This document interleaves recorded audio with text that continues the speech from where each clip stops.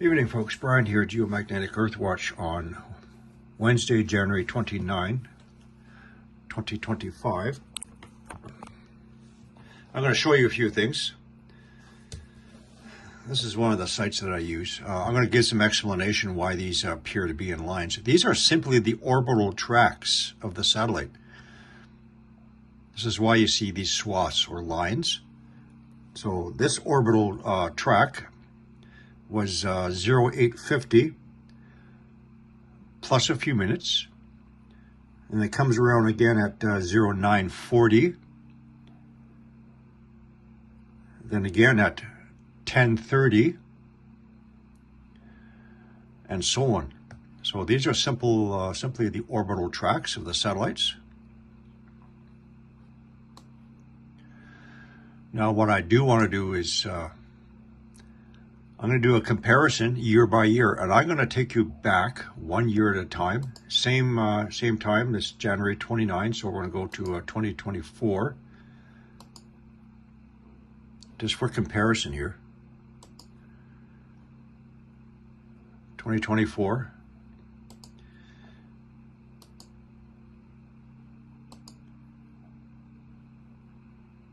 (2023).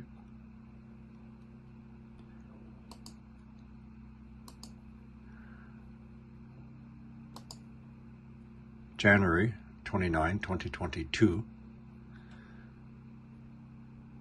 Now let's add on 1 week's worth, actually.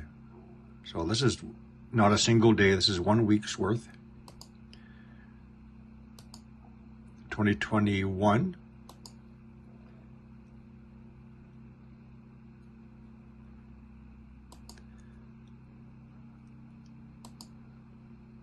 So let's say 2018.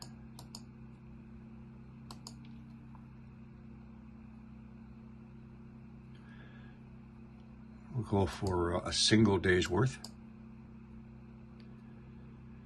So this is January 29, 2018.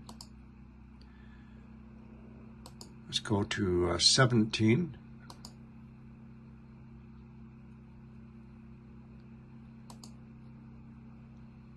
Let's go back 2014.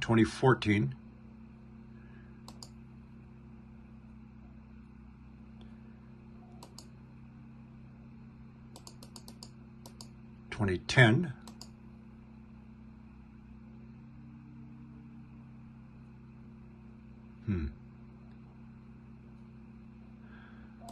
Let's go for 1 week.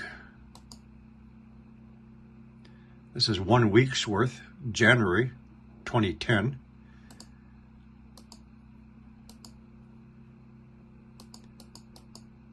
(2007).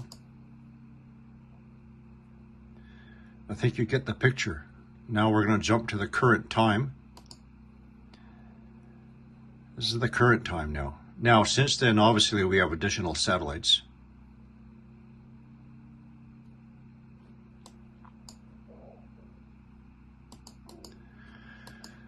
But as I have shown, there's been a steady increase below California.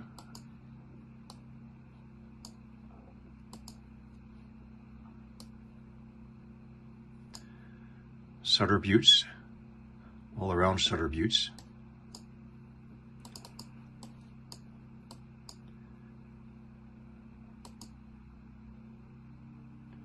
Landsat 8 satellite. 8.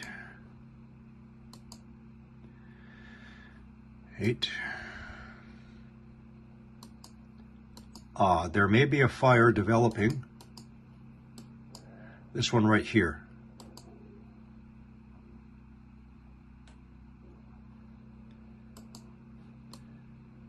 It is showing some steady signatures. Now let's go over to NextLab satellite and radar. So NextLab satellite and radar, you have the options of going from, I'm on shortwave infrared. And we're we're looking over California. So once again, California rotates into the sun-facing solar winds.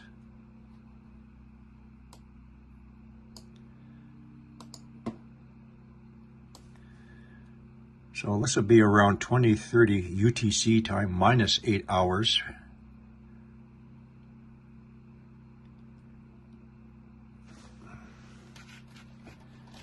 And you can see here all these flashes, that's infrared detections. Like clockwork, every single day. So this suggests to me that we have a magmatic body pretty close to the surface below the Sutter Buttes. This one here,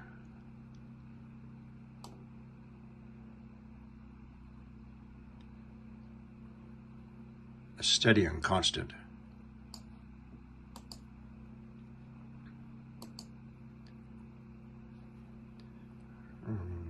Yeah, this one here. So let's run this through right here.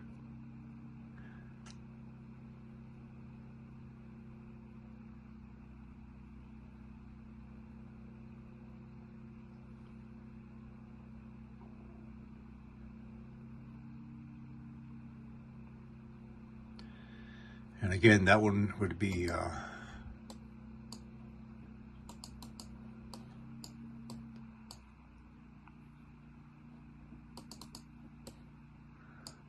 this grouping right here.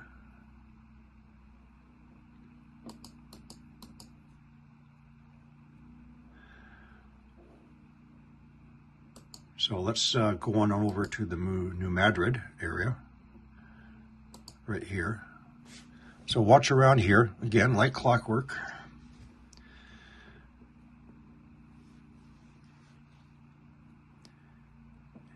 See all these bursts?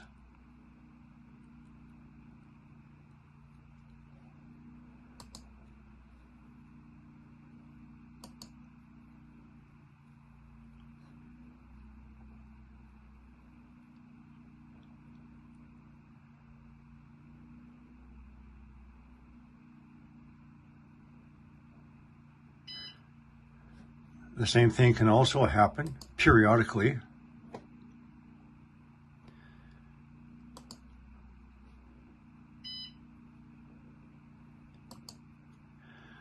Idaho. So the magma reservoir for the Yellowstone chamber is below Idaho, bottom corner of Washington.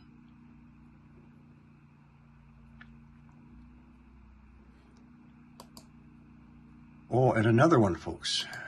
Watch this one. Florida. See? Look at all this. One moment.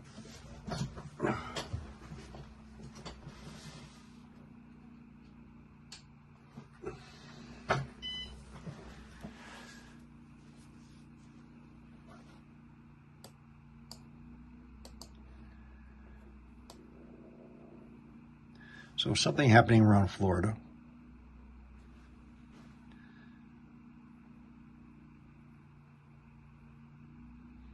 Now we're into the nighttime side. Coming into the daytime.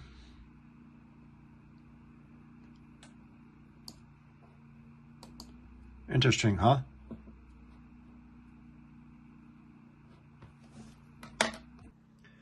So I set up this very, very crude example with my daughter's butchered globe.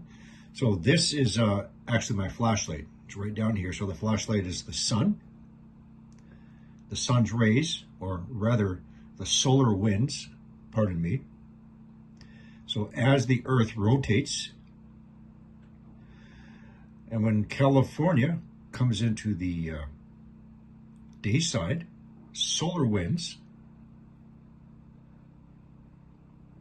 here's our focal point. It's actually probably more like that. So as California rotates into day side, receives the solar winds carrying the highly charged particles, muon saturation through the crust. If there's any magmatic body below the crust, it's going to cause bubble nucleation of that magma. It's going to cause this ascent up towards the surface. You notice the same thing happens along the New Madrid fault line, for example, the same thing. You'll see the same thing. The sun will continue to rotate. Then you'll see the same reaction over and around Sutter Buttes, Yuba City, etc.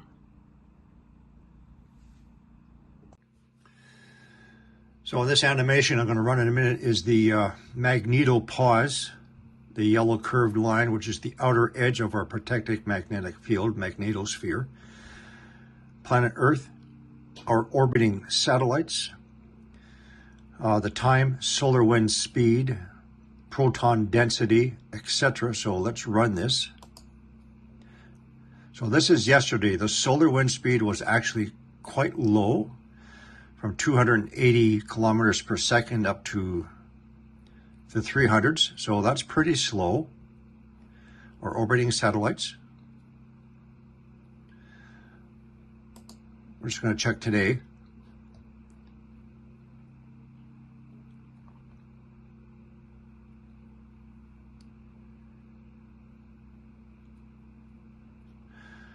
Now,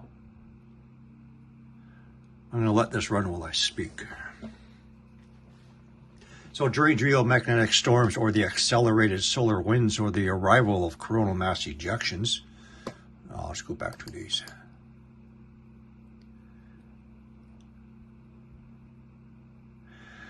It will compress the day side of the planet, the magnetopause, compress it. It'll compress it close enough that it'll take out some of our satellites or otherwise affect our satellites. The compression of the magnetic field on the day side.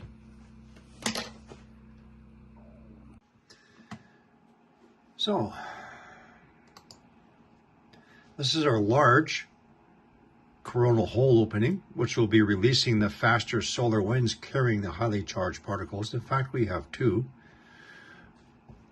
This is now Earth-facing. Before I continue, I want to check something.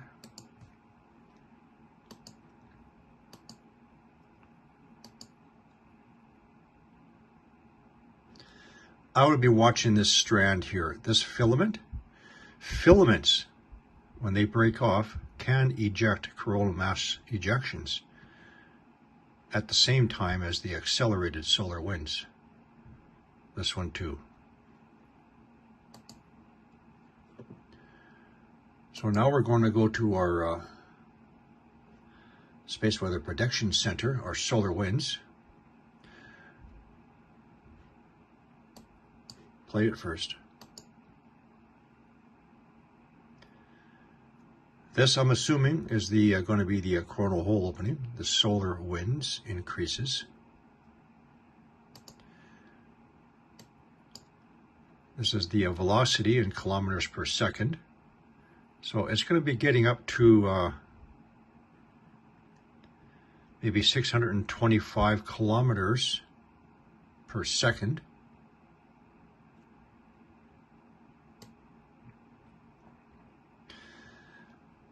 So the timing is going to be January 31st at 1400 UTC.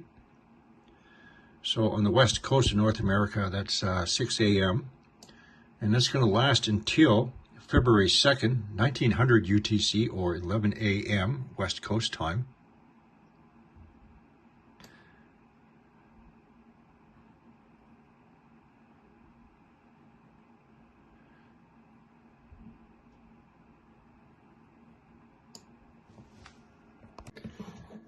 So there you go. I wanted to explain to you and show you the effects of the solar winds into the day side of the planet, the bow shock. This is important based on my observational opinion in years, that we need to know the day side impacts of solar wind streams, coronal mass ejections. Now, the highly charged particles will wrap around the planet, but as I've just shown you, the day side exposure to the normal solar winds, it excites the magma bubble nucleation, which causes this ascent up to the underside of the crust. Sutter Buttes, New Madrid, Florida.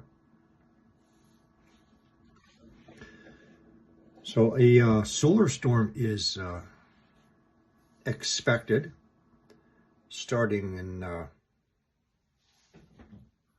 January 31st. It's going to be running for a couple of days.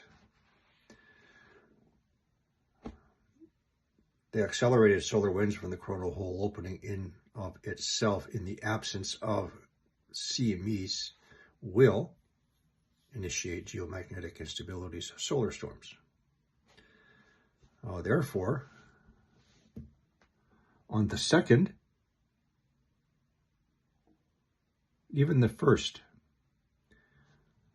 let's watch closely Central and Northern California. Let's see what happens. I think that's all for this one. I'll be back.